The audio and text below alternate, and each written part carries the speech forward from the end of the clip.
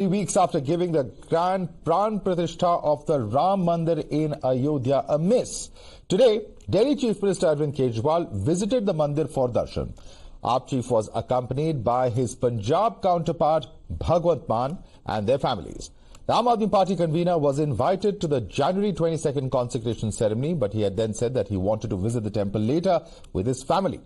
The two chief ministers went straight from the airport to the temple, spent about an hour inside, and on his way back, Kejriwal gave a studiously apolitical statement to the media, saying that the experience was indescribable. आज मैं अपने परिवार के साथ भगवंत मान साहब अपने परिवार के साथ अयोध्या जी में रामलला जी के दर्शन करने के लिए आए। मेरे साथ मेरी पत्नी, मेरे माता पिता, मान साहब के साथ उनकी पत्नी, उनकी माता जी, हम सब लोगों को आज दर्शन करने का सौभाग्य प्राप्त हुआ और अंदर रामलला जी के दर्शन करके एक असीम शांति का अनुभव हुआ। बहुत अच्छा लगा, उसका वर्णन नहीं किया जा सकता। ये पूरे देश के लिए, पूरे समाज के लिए, पूरे विश्व के लिए बहुत सौभाग्य की बात है कि इतना भव्य और अच्छा सुंदर मंदिर बनके तैयार हुआ है और डेली लाखों लोग दर्शन करने के लिए आ रहे हैं।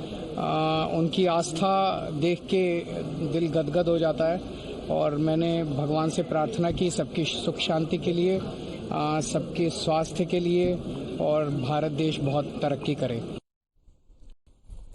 Now, this visit of the Delhi Chief Minister was incidentally one of the first top opposition leaders and perhaps the first opposition Chief Minister to visit, in fact, the Ram Temple in Ayodhya. Now, this comes after he had claimed in a rally in Punjab that people will bless the Aam Aadmi Party to win all 7 seats in Delhi. The question, of course, is whether the Aam Aadmi Party is now going solo in Delhi as well after Punjab. इधर पंजाब में रोक रहे हैं, उधर दिल्ली के अंदर जो काम मैं करने की कोशिश करता हूं, एक काम नहीं करने देते ये लोग, एक काम नहीं करने देते। दोस्तों, दिल्ली के लोगों ने इस बार ठान लिया है, दिल्ली में 7 लोकसभा की सीट हैं, दिल्ली के लोगों ने ठान लिया 7 की 7 सीट इस बार आम आदमी पार्टी को देंगे।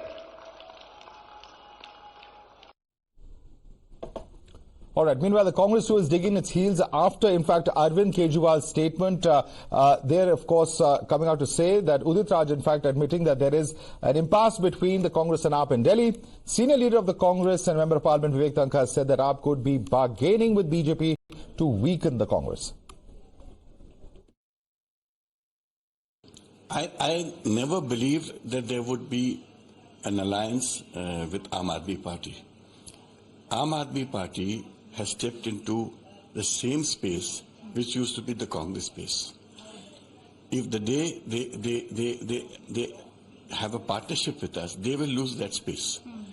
And I can't believe Mr. Kejriwal, in today's situation, getting into an alliance with Congress because he doesn't benefit by that.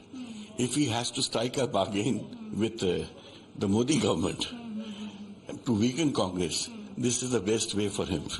So I never believed ever that there would be an alliance with Arvind Kejriwal ji or Aam Aadmi Party either in Punjab or in Delhi.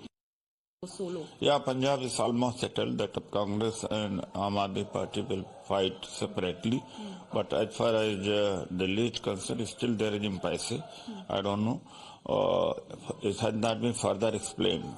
What he said is that whether he said considering the alliance or alone, that you asked from him.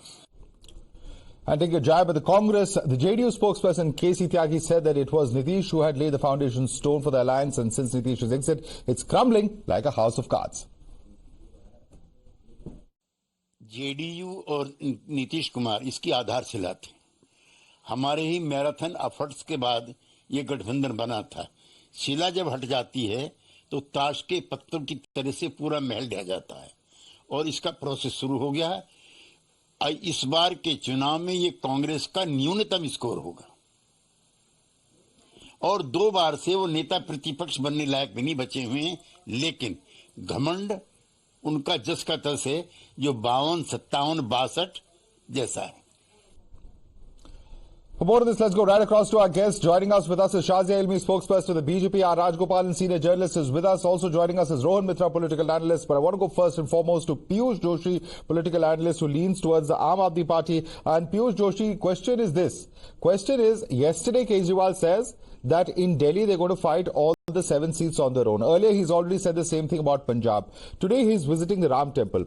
Is there a perceptible shift in the position that the Aam Aadmi Party has taken over the last 48 hours? Is a question that is on many people's minds. Piyush Joshi. Well, in case we are talking about the perceptible shift when it comes to contesting alone in the Delhi elections, yes, there is a shift, no doubt about that. Because Punjab was almost going to go the Kerala way. That is, the UDF and the LDF will contest. And at the end of the day, the seats will go to the India bloc as such. But as far as Delhi is concerned, I think it was on the cards that they are going to form a coalition when it comes to Delhi. So this statement, I don't know whether at the end of the day they do share certain seats with Congress or not. But I think it's a pressure tactic, nevertheless, that it's now high time to decide upon the seat sharing arrangements, if at all there is to be one. Okay. So when we are talking about that, definitely there is a perceptible shift. But when we are talking about the Ram Temple, I think Mr. Kejriwal has maintained since the time the temple was inaugurated that he did not get an invite to attend the ceremony. In case he was going to get an invite, he was definitely going to attend. And even on the 22nd of January, he did mention that he is going to visit the temple at a later date whenever it is going to be convenient for him. Okay. But Madhav, Piyush is absolutely right. There is no shift in this stand. They remain as slippery and as slimy as ever.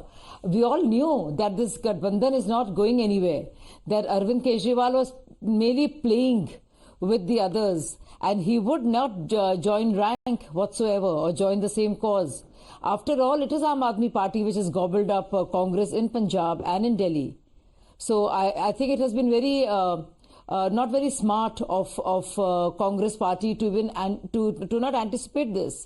After all, it is Arvind Kejriwal whose party came to power, on the heels of Anna Hazare movement.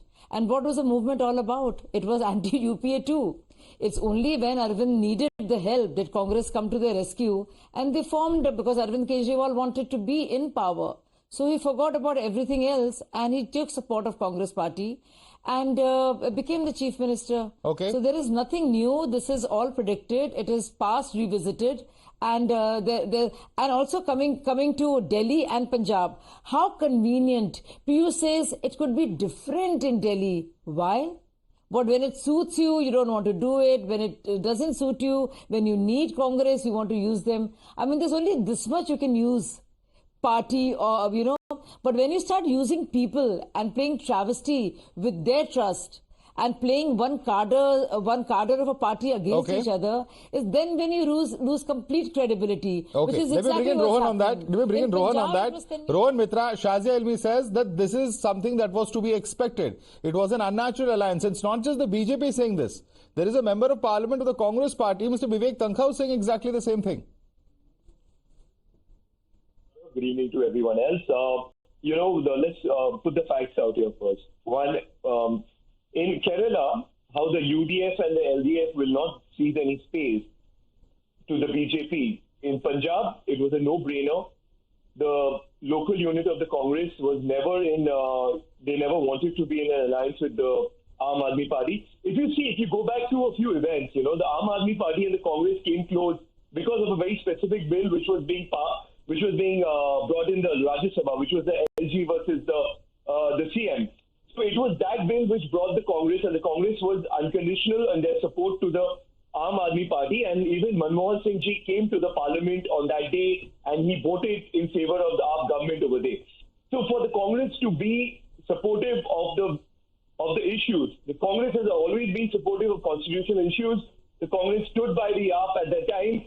The seat sharing is a different aspect altogether. In Punjab, there was no conversation of seats, where the Congress and the Aam Aadmi Party, because if you see, the Aam Aadmi Party is as a CM over there, and the Congress is the biggest opposition party. So there's no way. What about Delhi? What about Delhi, Rohan? The recent comment is about Delhi.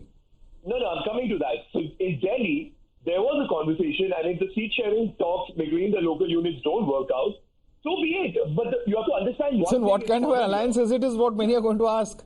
If you're not going to ally at the state level, then there is a serious problem at hand, isn't there? Even the TMC Congress talks in Bengal fail. Now the talks fail in Delhi after Punjab. So there are obviously bound to be some questions as to where are the partners? Why is the alliance appearing to be crumbling? KC Tyagi calls it crumbling like a house of cards after Nitish's exit. Madhav, the lesser we talk about Mr. KC Tyagi and the JDU, it's better. They have come on your show. He just said it. That he was the one, Mr. Nitish Kumar was the one who had the biggest problem with Narendra Modi. He tried to get everyone together. Now, these are the same people who could not, he had his own ambitions. And if his ambitions didn't play out, he's gone back to the BJP. And the BJP, after everything, even the day before Nitish Kumar was swearing in, we saw what was going on. Giriraj Singh was saying statements against Mr. Nitish Kumar. So the lesser we talk about people like Nitish Kumar, because I feel 2024 is going to be the last election where Nitish Kumar is going to become history. Okay, Nitish Kumar is going to become history. There are problems with allies, Mr. Rajgopal says. Rohan Mitra, it's not a big problem. They can have problems as far as the seat sharing in various states is concerned. That doesn't impact on India unity. Please respond to him. Gopal, Madhav, we have got another 15 days to get the national general election scheduled. By first week of March, the Election Commission will announce the schedule. And where is the India Alliance? Who is going to be the leader? Yesterday, Mallikarjun Kharge in Punjab, he said that, oh, देखा जाएगा, कितना मिल जाते हैं, ठीक है, नहीं तो नहीं है. हम जीतेंगे, नहीं हारेंगे, लेकिन बीजेपी हारना है. There is no niti, there is no niyam, there is no leader.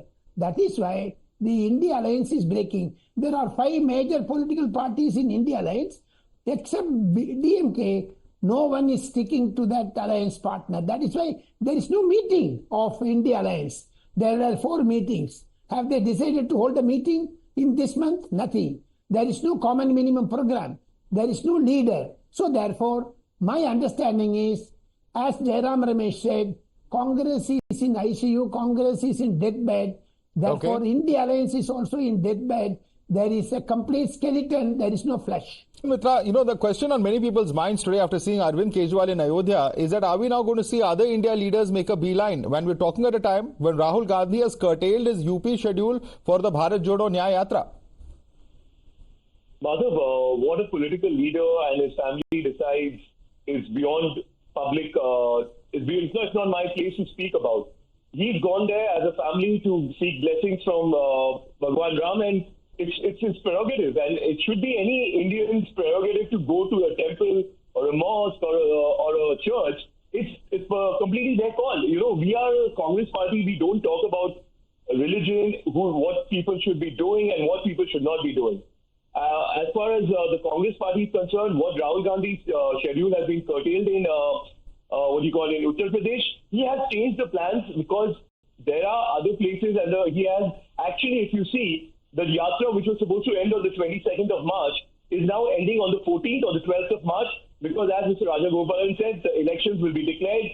There will be a lot of things which will be coming up. Oh, is that the reason? Will be there, so that is the reason why it is being. Okay, it's been curtailed because of the election announcement, Shazia Ilmi, not for anything else. And it is a personal decision of leaders who visits. Of course, it's up to their personal choice. Is there more to this than meets the eye? Because many would say it's also about political positioning at the end of the day. Rahul BJP. The truth of the matter is that if this Nyaya Yatra has done any An.I.A. to anyone, it is to Congress party. And you've seen just how effective it's been for everyone but Congress party. When it comes to all other parties, see, just after the Nyaya Yatra, all of them decided to just walk out, whether it was frustration, exasperation, no consensus on seat sharing. These are all matters to be discussed, and I wouldn't know anything about them. But just see how ineffective they've been for themselves, and how utterly devoid of any understanding as to not what the voters want, but what even their own partners and allies could want from them. Right. So I think it is just fear of rejection, and a complete and abject failure Okay. that has made them stop Completely out of time. Completely out of time. Shazia Ilmi, lie. I'd like to thank you, Rohan Mitra, Rajgopalan, as well as Piyush Joshi for joining us. Certainly a subject matter of much debate, who all are going to be making a beeline to Ayodhya in coming days, and what is the impact that all of this is ultimately going to happen on unity as far as the India alliance is concerned. Several questions, answers of course at the moment not forthcoming.